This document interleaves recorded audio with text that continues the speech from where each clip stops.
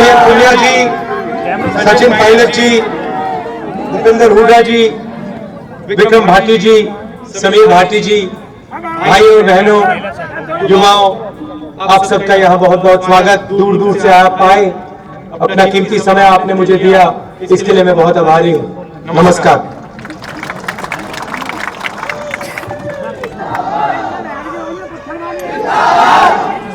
दो हजार चार में दिल्ली में आपने कांग्रेस पार्टी की सरकार बनाई, यूपीए की सरकार बनाई, और जब हम वो चुनाव लड़ रहे थे, हमने आपसे 10, 15, 20 वायदे नहीं किए थे, सिर्फ एक वायदा किया था कि दिल्ली में सरकार बनेगी तो आम आदमी की सरकार बनेगी, गरीब की सरकार बनेगी, कमजोर लोगों की सरकार बनेगी, हर धर्म की बनेगी, हिंदू की, मुसलमान की, सिख की, ईसाई की, हर जात की बनेगी। विपक्ष में एनडीए के लोग खड़े थे, उन्होंने नारा दिया इंडिया शाइनिंग का। उन्होंने कहा 5 साल राज किया, अब हिंदुस्तान में चमक है, आप वोट दें। प्रेस वालों ने उनके सबसे बड़े नेता से पूछा, कहा भैया कांग्रेस पार्टी बात करती है आम आदमी की, कांग्रेस पार्टी कह रही है कि गरीबों को शामिल करना है, किसानों की लड़ाई लड़नी है, मजदूरों की लड़ाई लड़नी है, आपने ये नारा कहां से निकाला? इंडिया शाइनिंग का नारा, अंग्रेजी का नारा है, ये आपने क्यों प्रयोग किया? और उनके सबसे बड़े नेता जो कुछ ही दिन पहले पूरे हिंदुस्तान का दौरा किए हैं भ्रष्टाचार के खिलाफ, जिनको कर्नाटक में भ्रष्टाचार नहीं दिखता, मध्य प्रदेश में नहीं दिखता, उन्होंने कहा एक रात में घर में टीवी देख रहा था और टीवी पे एक इश्तिहार आया, इश्तिहार में एक व्यक्ति सूट पहना था और दूसरे व्यक्ति ने उसका सूट ऐसे छुआ और कहता है इंडिया शाइनिंग, हिंदुस्तान चमक रहा है। और नेता को लगा कि अगर टीवी पे आ रहा है तो शायद सच होगा, और उन्होंने कहा इस नारे को हम पूरे हिंदुस्तान में चलाएंगे। चला दिया। 2004 के बाद इलेक्शन की मशीनें खुली और कांग्रेस पार्टी चुनाव जीत गई। तब हमने आपके लिए काम करना शुरू किया। आपके पास आए, टीवी नहीं देखा, इश्तिहार नहीं देखे, आपके पास आए और आपसे पूछा भैया बताइए क्या करा जा सकता है। आपने हमें बताया देखिए किसान हिंदुस्तान के लिए रोज काम करता है, दिन भर खेतों में लगा रहता है, अमीर लोगों के लिए बैंक के दरवाजे खुले हैं, अमीर व्यक्ति जाता है बैंक में, 4-5 मैनेजर आ जाते हैं, लाल कालीन लग जाता है, हम जाते हैं, हमें भगा दिया जाता है, कहते हैं तुम्हारे ऊपर कर्ज है, तुम घर जाओ, आत्महत्या करनी है आत्महत्या करो, मगर यहां तुम्हारे लिए कोई जगह नहीं। आपने हमें कहा देखिए किसान की मदद कीजिए, कर्जा माफी कीजिए, और कांग्रेस पार्टी की सरकार ने 60,000 करोड़ रुपए कर्जा माफ किया किसानों के लिए, आपके लिए। जब हम ये काम कर रहे थे, इंडिया शाइनिंग वाले लोग, बीएसपी वाले लोग, समाजवादी वाले लोग क्या कह रहे थे? बीजेपी वाले लोग पार्लियामेंट में कह रहे थे कि पैसा जाया हो रहा है। उन्होंने हमसे पूछा भैया पैसा कहां से आएगा? पैसा आता कहां से? किसान, मजदूर, आप लोग छोटे छोटे बिजनेस चलाते हो, प्रगति इससे आती है, आपकी लड़ाई। सरकार का सिर्फ एक काम होता है, आपका जो पैसा है, आपके काम से जो पैसा बनता है, मजदूरी से जो पैसा बनता है, किसान के पसीने से जो पैसा बनता है, उसे आप तक पहुंचाने का काम होता है, पहला काम। और दूसरा काम जो आप कह रहे हो और आपके सामने जो समस्याएं होती हैं, जो मुश्किलें हैं, उनको सुनना, समझना और विधानसभा और लोकसभा में पहुंचाना, ये काम होते हैं 2। हमने कर्जा माफी की, बुंदेलखंड में सूखा पड़ा, बुंदेलखंड पैकेज दिलवाया, हजारों करोड़ रुपए, 8,000 करोड़ रुपए। बुनकर आए हमारे पास, कहते हैं भैया हमारी कोई बात नहीं सुन रहा, 22 साल से सरकारें हैं, जाते हैं हम, हम कहते हैं भैया हमारी मदद कीजिए, कुछ नहीं होता। आपने किसान का कर्जा माफ किया, हमारा भी करिए। मनमोहन सिंह जी के पास ले गया मैं बुनकरों को, 2 मिनट में मनमोहन सिंह जी ने कहा अगर यूपी की सरकार नहीं करेगी, हिंदुस्तान की सरकार करेगी, क्योंकि बुनकर हिंदुस्तानी। कर्जा माफ किया, 2 लाख रुपए बैंक लोन, सेंटर गारंटी करता है, धागे पे छूट दी, बुनकर क्रेडिट कार्ड दिया, पैकेज दिलवाया बुनकरों। बुनकर आते हमारे पास, कहते भैया ये आपने अच्छा काम किया है, बहुत फायदा हुआ इससे, मगर आप एक काम कीजिए, जो आप पैसा भिजवा रहे हो वो लखनऊ मत भिजवाओ, क्योंकि अगर आप लखनऊ भिजवाओगे तो इस पैसे को बीएसपी के लोग, जिसको आप लोग हाथी कहते हो, हाथी खा जाएगा। प्रधानमंत्री को कहा कि अगर आप बुनकरों को पैसा दोगे तो आप बुनकरों के खाते में डायरेक्ट दो, लखनऊ मत पहुंचाओ, क्योंकि अगर आपने लखनऊ पहुंचा दिया तो हमें नहीं दिखाई देगा, मायावती जी को दिखाई देगा और उनके मंत्रियों को दिखाई देगा, मगर हमारे पास नहीं आएगा। बुनकरों ने यह बात कही, बुंदेलखंड के लोगों ने यह बात कही, और आम आदमी भी यह बात करता है।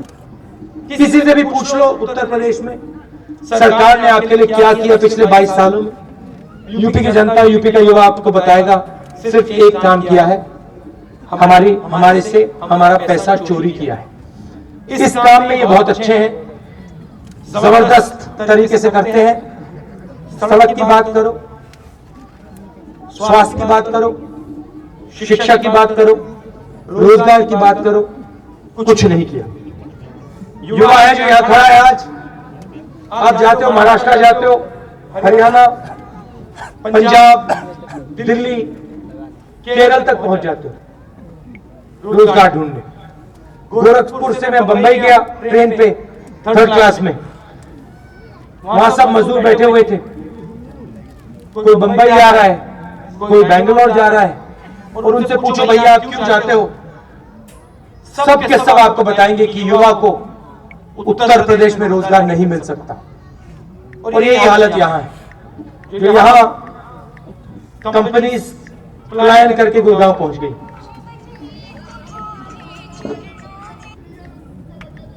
ये देखो 12 साल हो गए भूखे मर रहे हैं। गुड़गांव तेजी से आगे बढ़ रहा है, हरियाणा तेजी से आगे बढ़ रहा है, पूरा हिंदुस्तान तेजी से आगे बढ़ रहा है। और ये प्रदेश जिसमें इतनी शक्ति है, आपकी शक्ति है, ये वहीं का वहीं पड़ा है।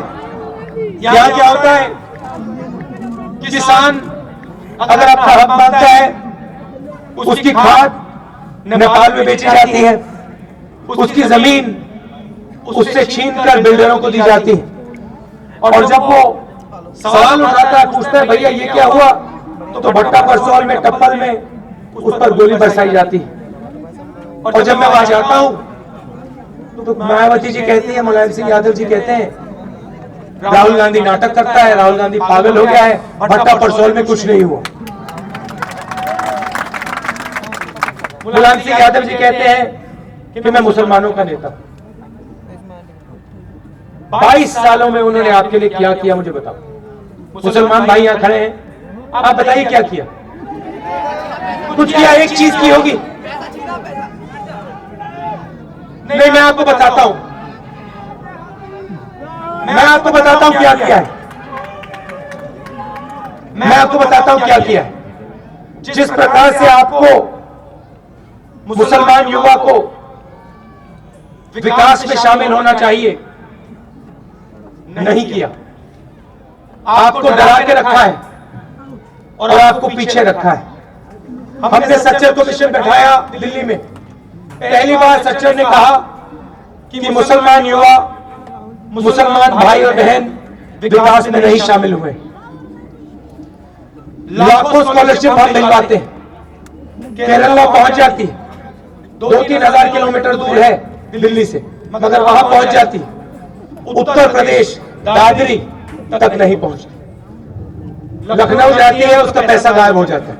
और लाखों में ही हमने, 10 नहीं लाखों, हर डिस्ट्रिक्ट में जहां हमारे अल्पसंख्यक भाई, जहां ज्यादा आबादी है, हम पैसा भेजते हैं, हजारों करोड़ रुपए हरियाणा पहुंच जाता है, दिल्ली पहुंच जाता है, महाराष्ट्र पहुंच जाता है, केरल पहुंच जाता है, उत्तर प्रदेश में नहीं पहुंचता। हमने आरक्षण की बात की, प्रधानमंत्री जी ने कहा कि उत्तर प्रदेश में 70 से ज्यादा डिस्ट्रिक्ट है, एक डिस्ट्रिक्ट मैजिस्ट्रेट मुसलमान है, एक एसपी मुसलमान है।